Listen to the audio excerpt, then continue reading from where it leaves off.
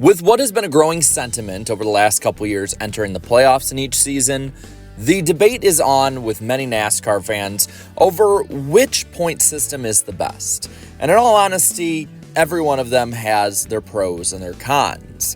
And so today we're not going to look necessarily at what's the best, but more what was the best and worst of each of them.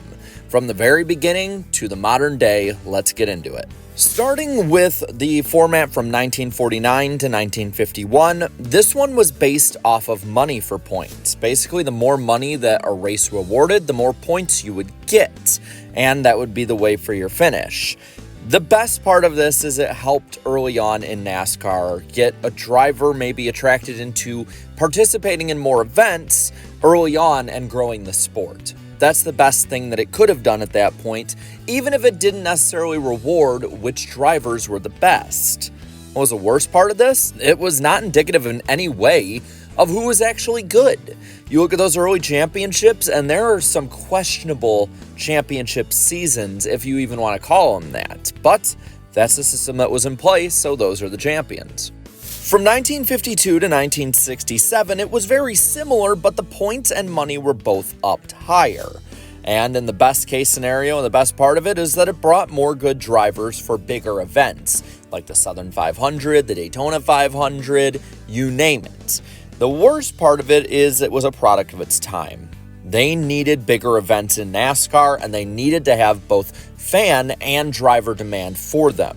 So this was part of their efforts at the time, which is something I think you'll see throughout NASCAR history of where the sports sanctioning body is trying to direct it. And the points format is a reflection of that. From 1968 to 1971, the system was changed from instead of rewarding who won the most money to who ran the most miles, based in 3 tiers between those that had races under 250 miles, those between 250 and 399 miles, and the 400-plus mile races. The best part of this is that it rewarded those who did better in longer races, the more difficult races. It was sort of like tier lists of skill. But the worst part of this system was there was no reward whatsoever for your finish, and it hurt way too much to have a DNF, as that's the only time your finish would reflect the points you got at different times. The last of the pre-modern era point systems was 1972 to 1974. Points for positions were now rewarded, 100 for a win, at least in 72, and 125 in 73 on, with 98 points for second, down 2 points the rest of the way until you hit 0. At this point, there wasn't really as much of a field cap either. Bonus points would be for completed laps. Small tracks would get you quarter points per lap awarded to you, whereas all the way up to 2.5 milers like Daytona and Talladega, you'd get 1.25 points awarded to you for every lap you finished. The best part of this is that now you had finishes rewarded, though not completely. They still wanted those bigger races and longer races to mean more. The worst is that it over-rewarded the laps finished. The next system that was used was from 1975 to 2003, the Latford system, named after creator Bob Latford, and to this day is the longest tenured NASCAR point system. Put it in perspective like this. The current playoff format that we'll talk about in a little bit that was instituted in 2017 would need to last another 20 years to be used as long as this system was. And most of us are pretty sure that will not happen. At least it won't happen in its current form. This completely realigned NASCAR though. 175 points would be given to the winner with 5-point deductions per position, all the way down to 150 points for 6th. From there, 4 points per position were taken off until you got to 130 for 11th, and 3 points for position after that would be deducted from position that they would finish until you finish 43rd and last with 34 points. 5 bonus points for a lap led, and 5 for the most laps led. While kind of confusing in at least how the points were rewarded, the best part of this is it rewarded the best overall drivers nearly every season. You needed to be good every single week of the season. You could not take any off. No result would really ensure that you could have a championship level event like in previous systems and ones that came after it. And in all honesty, it's probably the fairest way that NASCAR has ever rewarded a champion. Now, the worst part of this system is that it lacked real reward for winning. There was only 5 points between a winner and second when you took out the laps led. 175 for a winner, 170 for second. Yeah, of course, the winner more than likely would be leading a lap, so it would be 10 points, but second could lead a lap. And it was actually realistic and did happen multiple times where second place and first place scored the most points. The same points, 180, because the guy finishing second led the most laps and would get 180 points, whereas the winner would lead, well, less laps than that, get 5 points bonus, and win 180 points. So for that, I think that's a really realistic and good counter argument to this. And the other side of it is that there were just some boring and ultimately rewarded title fights early to drivers who just dominated. In 2004, NASCAR needed a change, and from 04 to 06, you had the OG Chase. The original Chase had the same points for position, except 5 more now reward to a winner before laps led, and after 26 races, the top 10 in points and those within 400 of the lead would lock into a 10-race playoff-style fight for the title. The best part of this is that in a time that really was crucial for NASCAR to get a lot of viewers against the NFL, it added an incentive to watch the end of the season with closer title fights almost ensured every year. The worst part of this is that it did wash away really good seasons from those leading the points. How somebody like Jeff Gordon, Jimmy Johnson, or Dale Earnhardt Jr. in 2004 could completely pull away from the pack, and now we're only 5 points, 10 points, or 15 points over the guy in fourth that they had been just gapping all year. That is something that was a big talking point with fans who are against this system to begin with, and it's become a really big talking point in every system since. And in 2007, it would be changed again. And from 07 to 2010, you had the 12-man chase. 12 drivers now qualified for the chase, 5,000 points, all equal at the start of it, with 10 bonus points per win.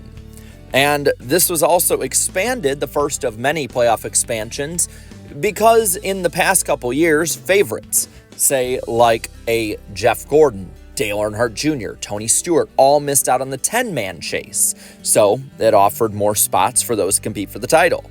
The best part of this system is that it rewarded wins more than it did before. Maybe not to a great level, but you could see if somebody won 6, 7, 8, 9 regular season races before the chase started, they would have a more built-up advantage. It didn't help those who were up front in points. But it did help those who were winning. The worst part is that it still didn't reward that season-long performance, and it's something that the chase era largely had a problem with. So in 2011, NASCAR would change the format again. From 2011 to 2013, we had the wild card chase. This saw a complete realignment in just about everything. 43 points would be awarded to the win, with 1 point less for each position, down to 43rd and last with 1 point. Of course, 3 extra points were insured to the winner, so they really got 46 points for a win, and then of course 1 bonus point for a lap led and most laps led. It was a Lapford system but simplified, which helped a lot of people out. The top 10 in the overall points would automatically qualify for the chase after 26 races, and a wild card would be added in for those between 11th and 20th in points who could earn the most wins. They would get the 11th and 12th spots on the grid with no bonus points, whereas the winners that were in the top 10 got 3 bonus points per win. The best part of this system is it simplified the points from the Lapford system, and it incentivized winning more as, for one, wins actually points percentage-wise seem to go up in this system because you would, at the minimum, get 47 points for a win, maximum get 48, ironically, after the last 5 years, whereas the maximum that second could get was 44, and percentage-wise, it was larger than the Lapford system. Plus, when you saw Tony Stewart win the championship after winning 5 of the last 10 races in a tie, whereas in any prior system he never would have won, even in the chase, wins meant more. Where it was probably the worst parts was that it didn't move the needle enough, really, to have only the top 14 or so entering Richmond still in contention, as somebody that had no wins in the back of the top 20 was eliminated the week before because they're not going to get 2 wins in 1 week. And really, at that point, it punished bad finishes more too, which wasn't exactly the greatest. So in 2014, NASCAR would change the chase for the final time before the current iteration with the elimination chase from 2014 to 2016. Points per race remained relatively the same, but now a win, while in the top 30 in points at this point, would qualify you for the 16-man chase as the field was expanded.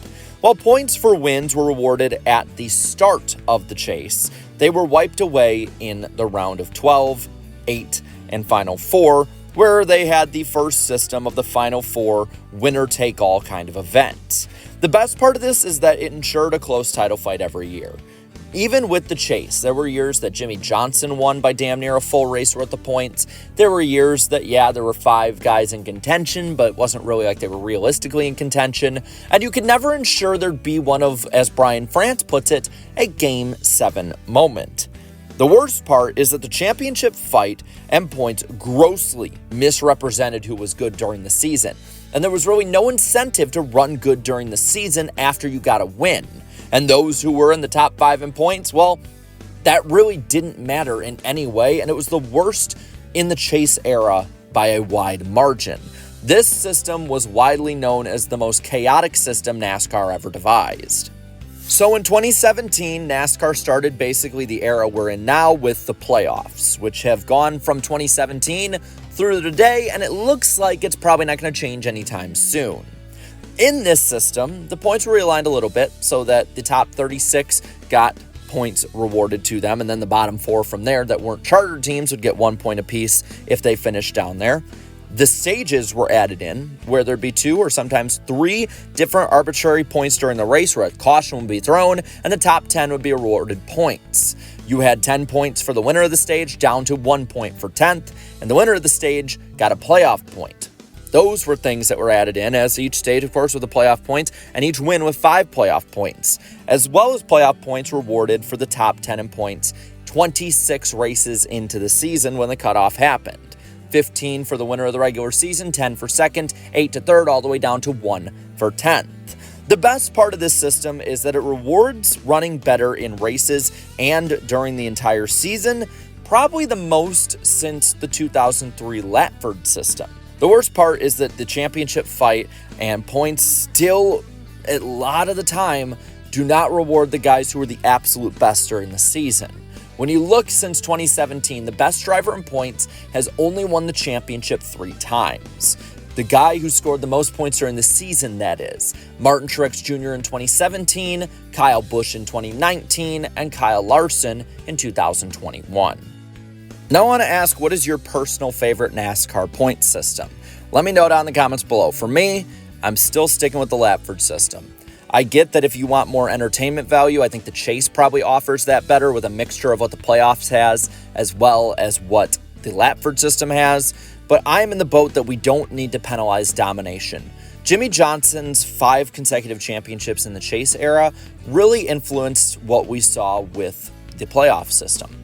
And I don't think that NASCAR needs to be scared of that, because dominance has always been a part of racing, and it's been what has written the history books in racing for great stories and great legacies. Look at Richard Petty, look at Cale Yarborough, Dale Earnhardt, Jeff Gordon, Jimmie Johnson. All of these drivers people hated to see win all the time at the time, but now appreciate for their greatness. I feel like that's something that the playoffs really kind of cuts the head off of, unfortunately.